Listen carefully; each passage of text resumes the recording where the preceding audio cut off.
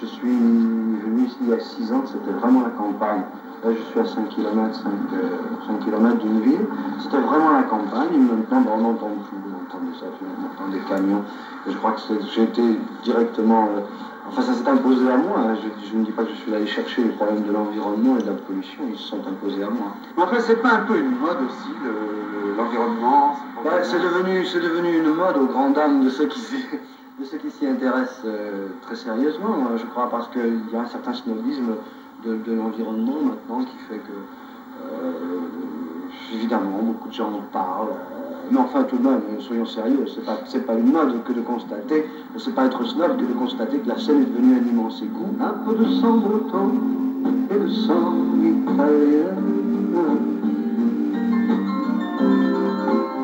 Je suis né par hasard au détour d'un chemin. Vous êtes breton, monsieur Barrière.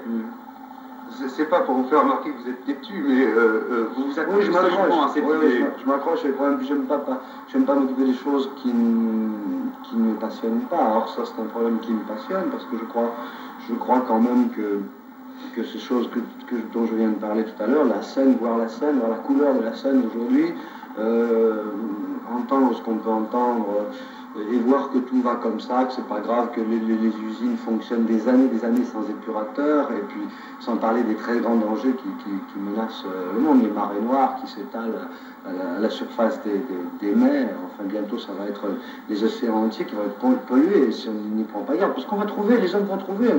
Il y a un mot merveilleux de Céline qui dit c'est des hommes et d'eux seulement qu'il faut se méfier, toujours.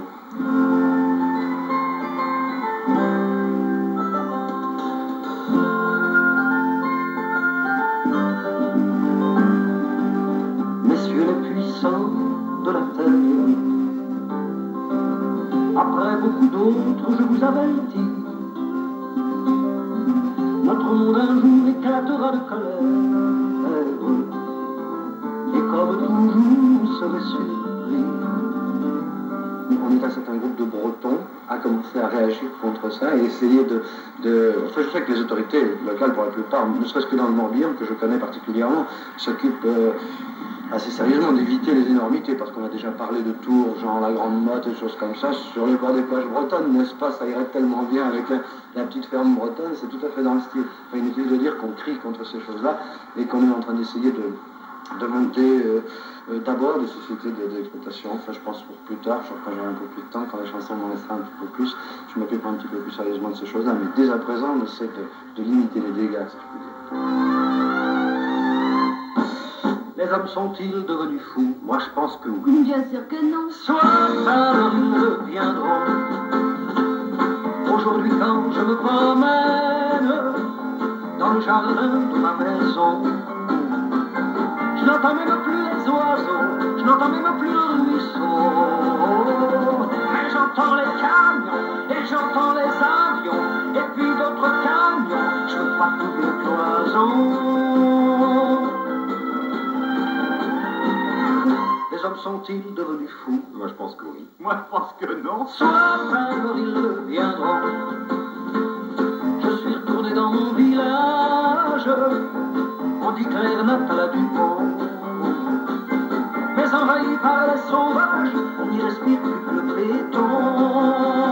On se marche sur le bout des pieds, on se marche sur les talons. Ma pauvre Trinité, tu filmes avec raison. Les hommes sont-ils devenus fous? Bien sûr que oui. Bien sûr que non. Soit alors ils reviendront. On laisse aller à la rivière un superbe vaccin de poison. Et les poissons, le ventre en l'air, figurent de sombres horizons.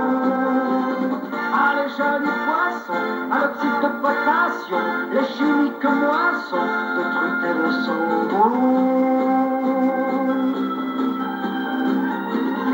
Les hommes sont-ils devenus fous? Moi, je pense que oui. Mais non. Soit alors ils reviendront.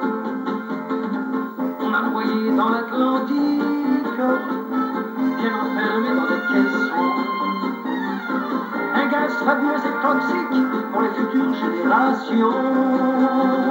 Ah, le joyeux moment, le délicieux moment où le bel océan prendra son chargement. Les hommes sont-ils devenus fous? Moi, je pense que oui. Bien sûr que non. Soit alors ils deviendront devant ces après-moi le déluge, ces abandons, ces démissions. Préparons-nous, je vous en les juge, de beaux week-ends pour nos fistons. Faudra porter un nom, se boucher les oreilles, se boucher les nasillons, ou choisir Charenton.